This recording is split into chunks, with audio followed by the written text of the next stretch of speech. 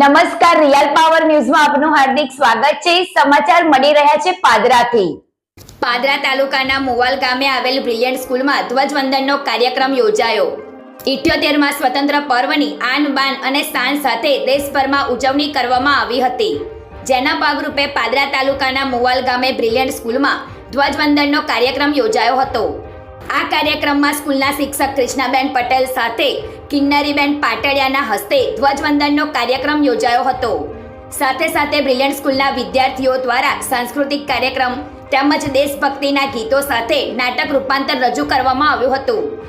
આ પ્રસંગે બ્રિલિયન્ટ સ્કૂલના ટ્રસ્ટી સ્નેહાબેન, શિક્ષકગણ, વિદ્યાર્થીઓ તેમજ વિદ્યાર્થીઓના વાલીઓ પણ ખાસ ઉપસ્થિત રહ્યા હતા। વિજય પટેલનો report, real power news, મોવાલ।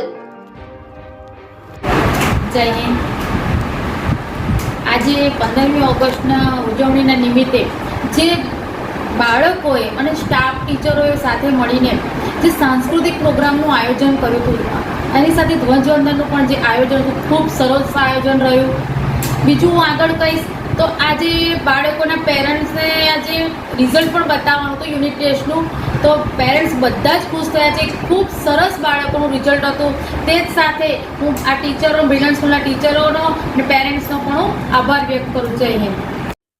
Gujarati સમાચાર ઘરે બેઠા નિહાળવા માટે રિયલ પાવર ન્યૂઝ ચેનલને લાઈક કરો, શેર કરો અને સબસ્ક્રાઇબ કરો।